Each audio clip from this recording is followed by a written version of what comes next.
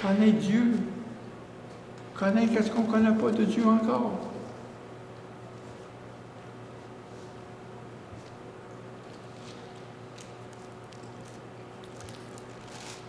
Puis dans Éphésiens, dans le chapitre 4,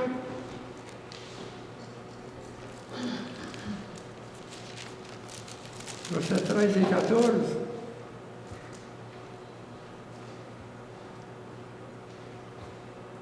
pour le perfectionnement des saints en vue de l'œuvre du ministère et de l'édification du corps du Christ, jusqu'à ce que nous soyons tous parvenus à l'unité de la foi et de la connaissance du Fils de Dieu, à l'état d'homme fait. Parce que Jésus, c'est le nouvel Adam. À la mesure de la stature parfaite de Christ. Parce que c'est là qu'on vient à la maturité, la mesure de stature parfaite de Christ en nous.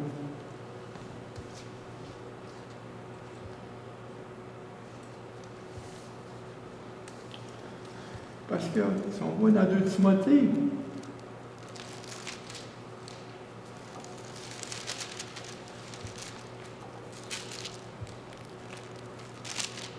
chapitre 3, verset 16, si on va revenir. Toute écriture, la parole de Dieu est puissante. Mais ici, il dit, toute écriture de Dieu est utile pour enseigner, pour convaincre et pour corriger. Quand je vous parle d'orthodoxie, ortho, c'est redresser dans la doctrine. Pour instruire dans la justice. Parce que moi-même, dans la parole de Dieu, Dieu me corrige de mes interprétations. Il me corrige. Il me redresse. Il fait la même chose pour chacun de vous. L'orthodoxie.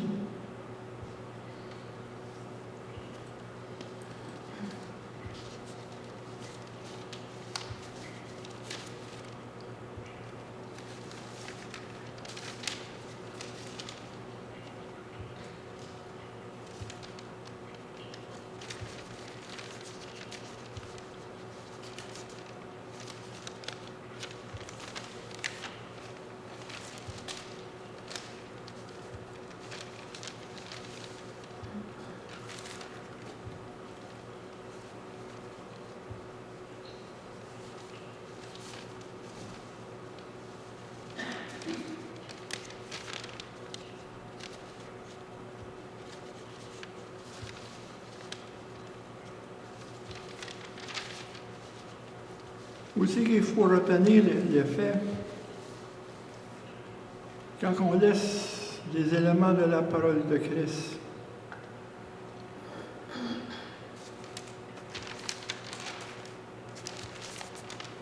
c'est là qu'il y a l'avertissement.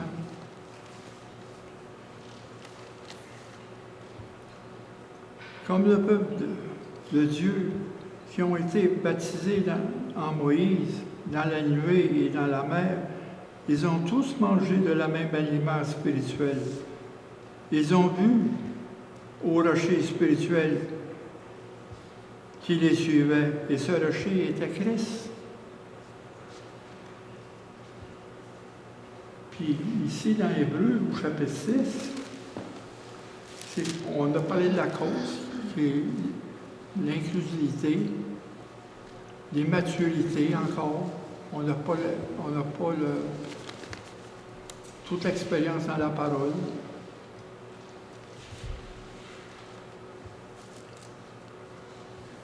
C'est pour ça, ici, au chapitre 6, c'est la même chose. Dans 1 Corinthiens, au chapitre 10, versets 1 à 4. Ici, dans Hébreux, il dit, c'est la même chose, c'est le même parallèle qui est là. C'est pourquoi, laissant les éléments de la parole, tendons à ce qui est parfait, sans poser de nouveaux fondements, renoncer aux œuvres mortes, de la foi en Dieu, de la doctrine de baptême, l'imposition des mains, de la résurrection des morts et du jugement éternel. Car l'ABC, comme on dit, qu'est-ce qu'il faut retenir, comme il dit dans 1 Corinthiens au chapitre 15, retenez que le Christ est mort pour nos péchés, selon les Écritures. Retenez. Il a été enseveli. Il a ressuscité des morts le 3e jour, selon les Écritures. Retenez. C'est l'ABC de la foi.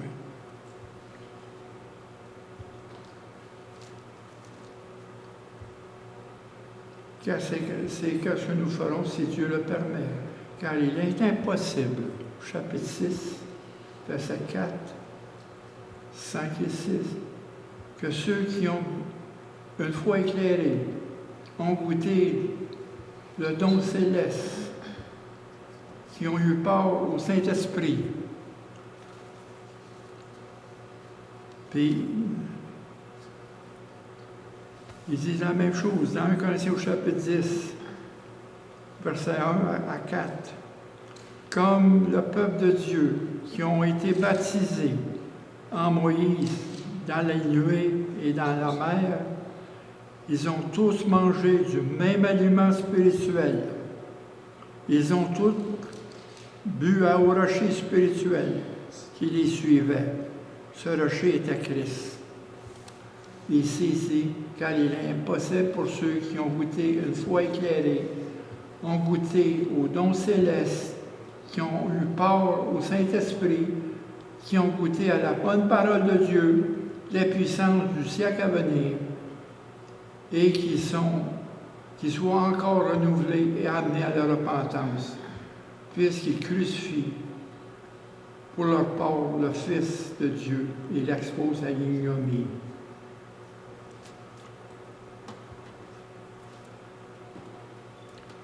Dans 1 Corinthiens au chapitre 10, on retourne là, c'est la même affaire.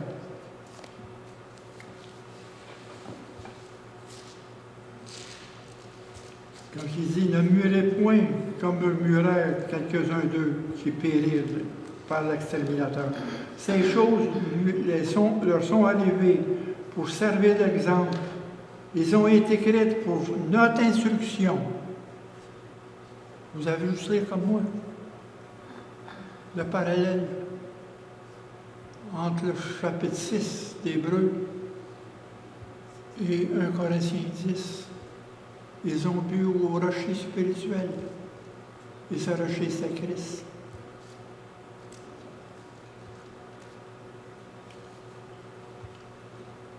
Il dit, ces choses sont arrivées, nous servent d'exemple afin que nous n'ayons pas de mauvais désirs comme ils ont eu. Mais ici, la plupart d'entre eux ne furent point agréables à Dieu puisqu'ils périrent dans le désert.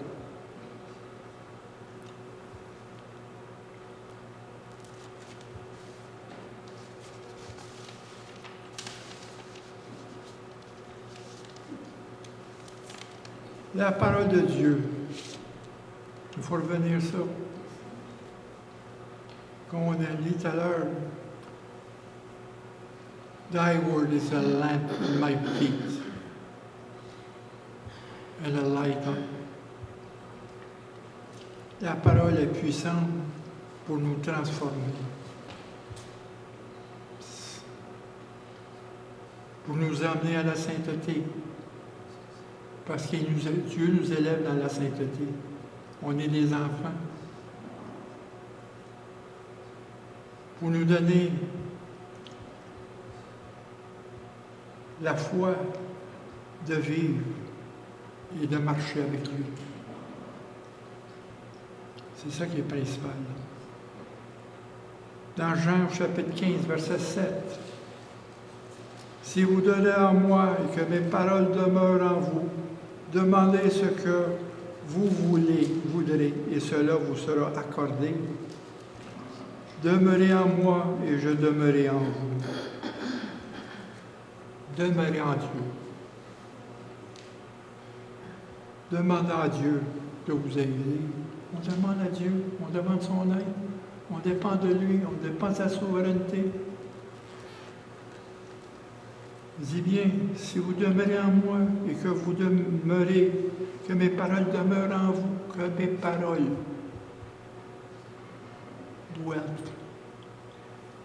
demeurent.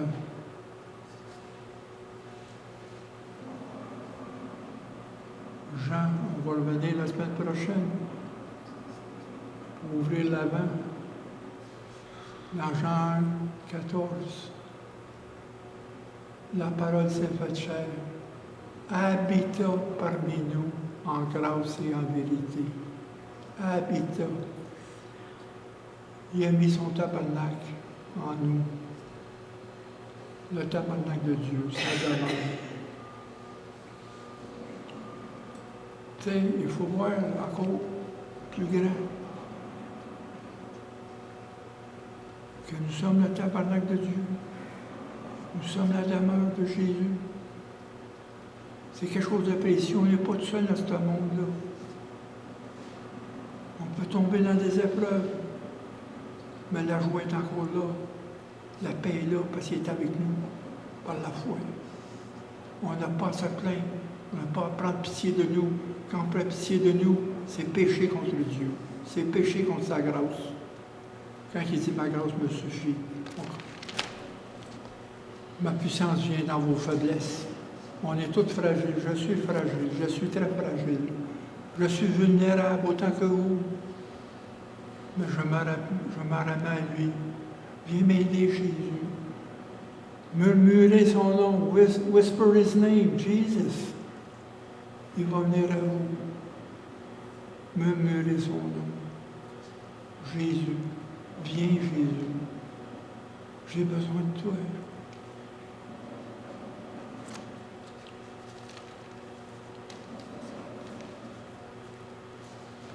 Et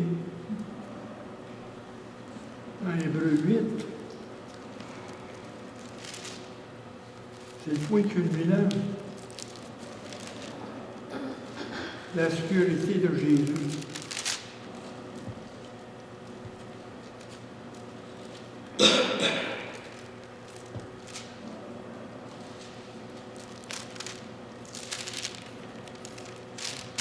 Chapitre 8, verset 1. Le point capital de ce qui vient d'être dit, retenez ça, le point capital. Qu'est-ce qui est important? Ça résume ici. C'est que nous avons un tel souverain sacrificateur qui est assis à la droite du trône de la majesté divine dans les cieux. Comme ministre du sanctuaire et du véritable tabernacle qui est dressé par le Seigneur et non pas par un homme. Et tout souverain sacrificateur établi pour présenter des offrandes et des sacrifices, d'où il est nécessaire que celui aussi quelque chose à présenter. S'il était sur la terre, il ne serait même pas sacrificateur, puisqu'ils sont ceux qui présentent les offrandes de la loi. C'est que Jésus est un souverain sacrificateur supérieur à ceux de l'Ancien Testament qui rentraient dans le temple avec le sang des holocaustes. Mais lui, avant de rentrer, il fallait qu'il se purifie. Il ne faut pas rentrer. Mais Jésus est un souverain sacrificateur. Lui n'avait pas péché. Son sacerdoce constituait en la médiation d'une alliance nouvelle et définitive, car son sacrifice est unique et parfait. C'est lui, comme souverain sacrificateur, qui s'est présenté avec son propre sang. Qu'est-ce qui est arrivé dans le temple? C'est l'ombre des choses à venir qui pointait, c'est l'histoire du Christ. C'est toute l'histoire du Christ. À partir de là, dans toute la Genèse, c'est l'histoire du Christ.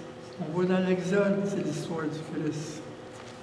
On voit dans le livre des lois, c'est l'histoire du Christ.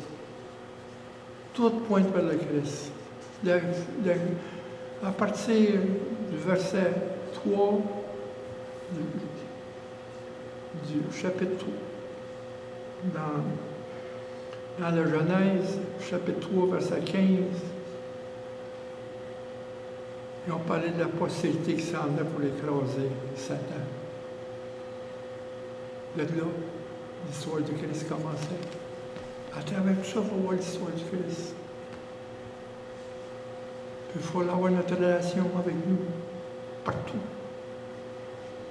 Puis tout ce que les lois qui ont été faites, la loi dans le temple, le setup dans le temple, la main que le temple a été monté, tout convergeait vers le Christ.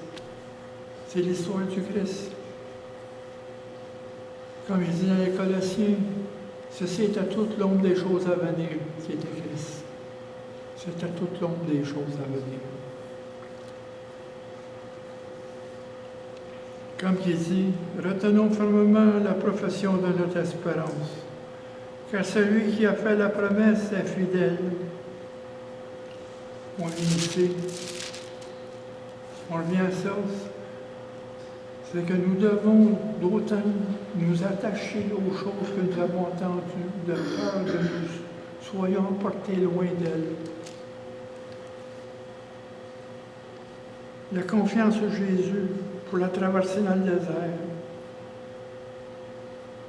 Et offrons sans cesse à Dieu un sacrifice de louange, c'est-à-dire les fruits de nos lèvres, comme on dit à matin, pour confesser son nom.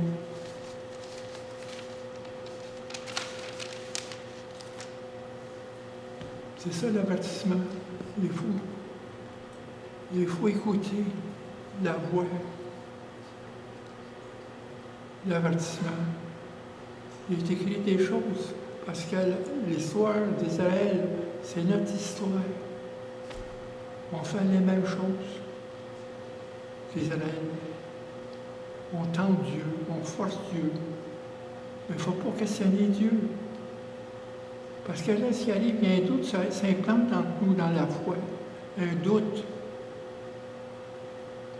Il faut faire attention. Ce doute-là va faire des fuites dans la foi. Leak away.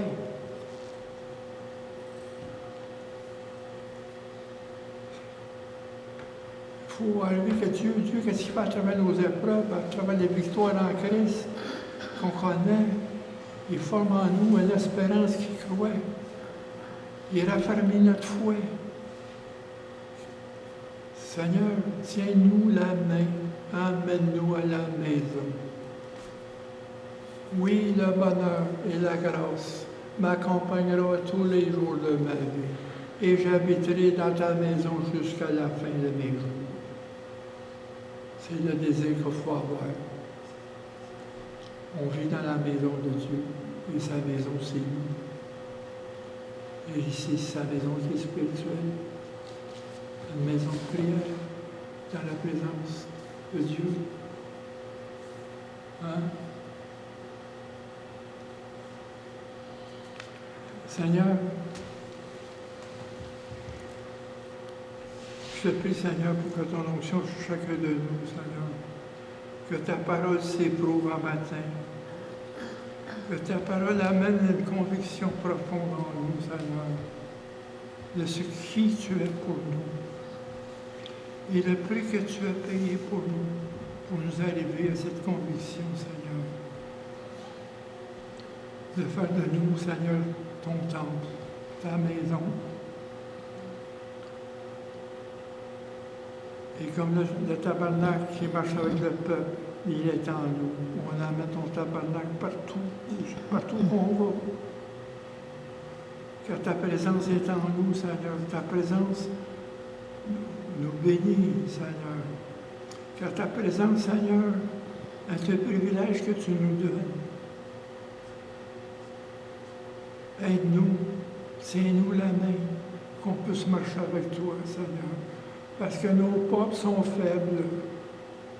Et même si on tombe, Seigneur, tu tiens notre main, c'est toi qui nous relèves.